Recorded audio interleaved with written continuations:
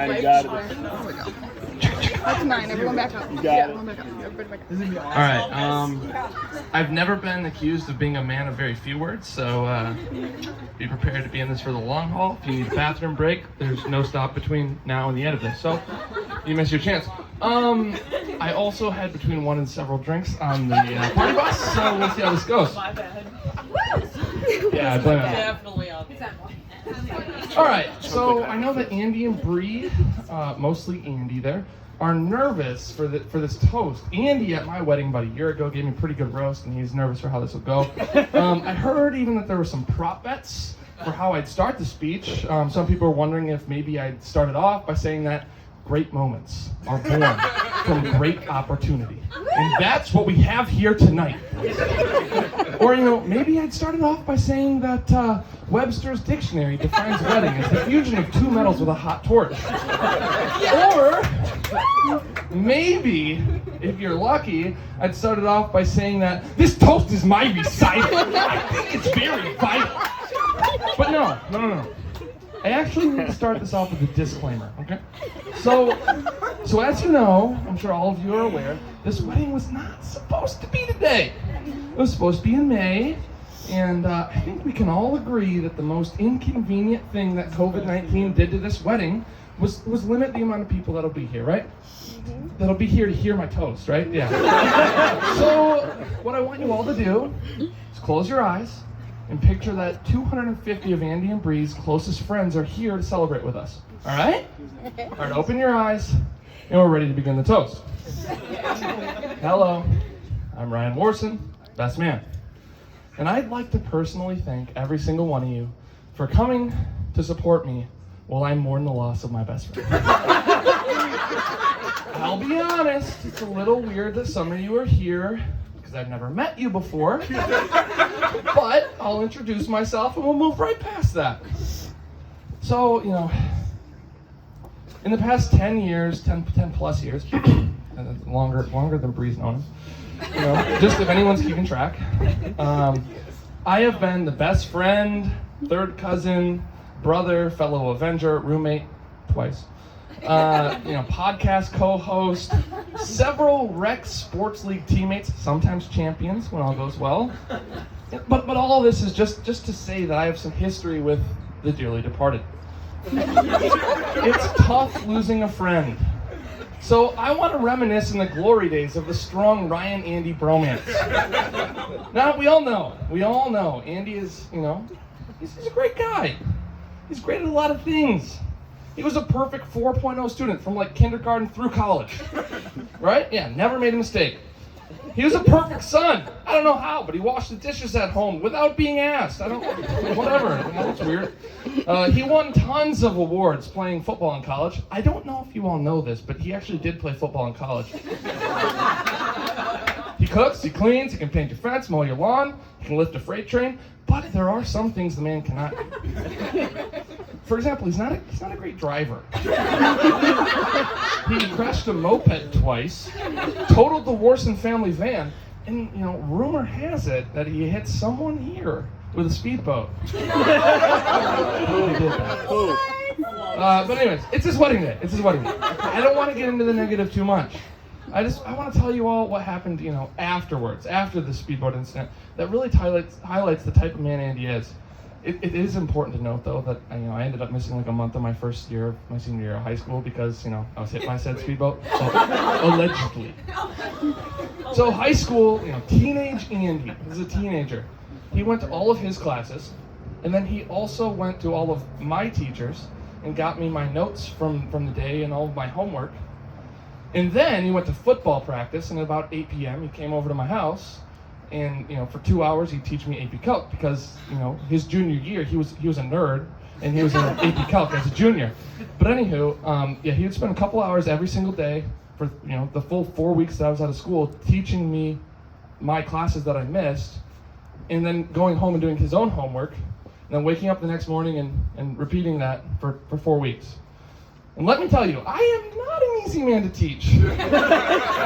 I'm very easily distracted, and I'm incredibly stubborn. But that's the kind of man Andy is. He will go out of his way to help anyone, that he's hit with a speedboat.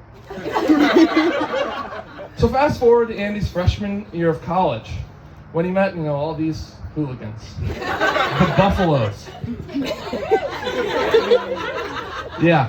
So it was. We'll keep it PG, all right? We'll keep it PG, and we'll just say that being a college football player really went to Andy's head. And the really good guy that I knew in high school, well, if I was physically capable of kicking his ass, I would have driven down there and done it. But have you seen it? I'm not. No. But luckily, that's where Bree comes in, right?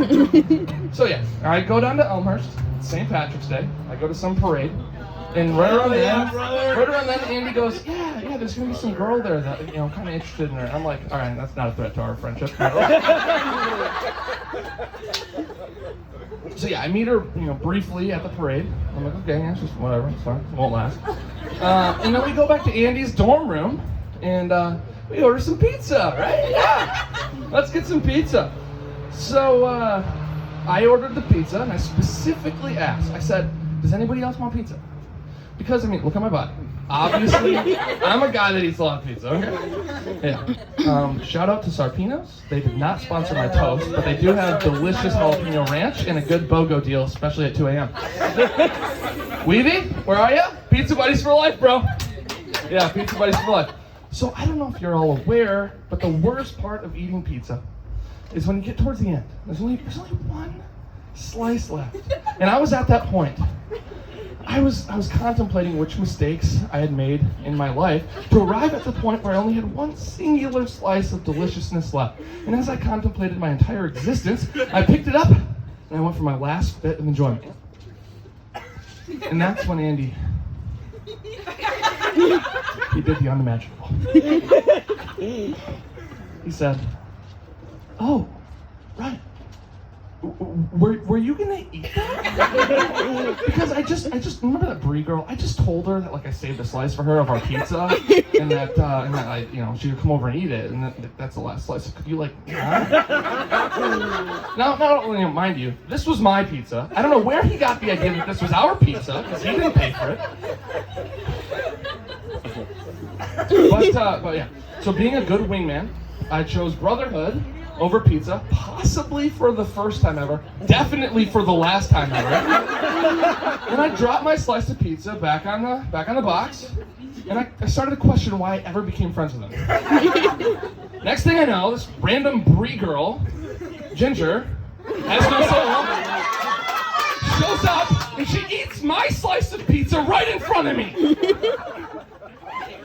And then when she goes to leave, Andy walks her back to her dorm room, I'm sure with no ulterior motive, just because he's a classy gentleman.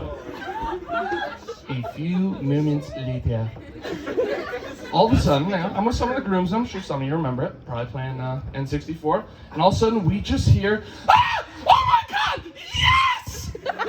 And then we hear these robotic sprinting steps running through the hallway. The door flies open, and Andy goes, "I kissed her!"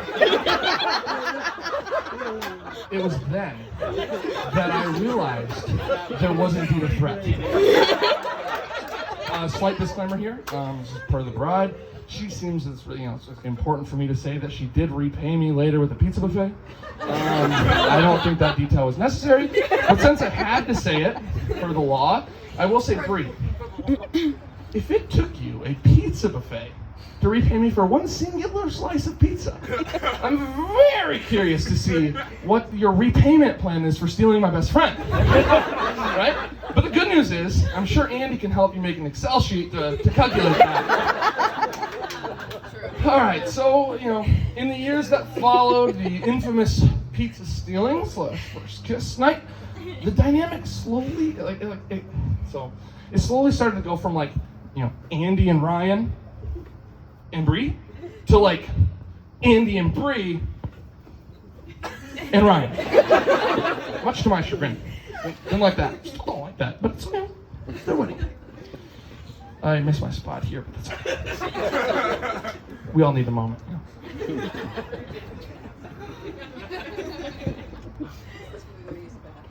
This is the bathroom break. But you better, move quick. Anywho, I have been writing this speech, honestly, for like, how long have you guys been together? 5 years? Yeah, about that long. I've been writing the speech because just being Andy's best friend, it was very obvious when he started dating Bree that like there was something different about this one, right? What I mean by that, it was the first time that there was something more important in Andy's life than football. And I got to see Andy, go from like he was always happy, but he was like happy in the moment. But like when Bree was around, he was just joyful in life. Like his life was joyful. And I've watched them survive long distance twice. Let's not forget that one summer. That's when I was Andy's roommate, so it was the best summer of his life. But that's fine. I've also watched them survive being, like co-ed rec league sport teammates, which is not always pretty because they play softball together. And Bree knows softball, and Andy thinks he knows softball. And we heard Monty earlier reference, the control, the power with second base. I'll just say, Bree plays second base in our softball league. I'll just throw that in there. Turn 2, Bree. I'm the first baseman. And then obviously we all saw them just like completely own and grow closer together throughout all this kind of crazy COVID madness that's going on. And I don't know that just any average couple could survive a pandemic and rescheduling their wedding like 17 times. But here they are. So they're just a perfect match, and proof that soulmates exist. And they have just an incredible love story. Like someone seriously call Hallmark right now. Fill them in on the whole thing, because there's $1 million movie there. But before we raise our glasses, I want to thank Bree for a couple things, for bringing me my true best friend back, not the hooligan Chip, Andy. And for realizing how important Andy and I's relationship is, even though sometimes, like all the time, we argue about which relationship is more important. I think everyone here can, it's me. But it's fine, you can think it's your day. But yeah, today Andy gained a wife, and I gained a sister. And I love you both with all my heart. So now, this is where the drink comes in. Everybody raise a glass and wish the best couple I know an extraordinarily happy marriage full of family, friends, dogs, yeah? Laughs, but most importantly, love. Here's to at least the next 55 years, but hopefully more. Hopefully. And here's to the best slice of pizza I ever had, because it helped create this amazing couple. Hashtag becoming Brandy. Hashtag for better or for worse. Cheers.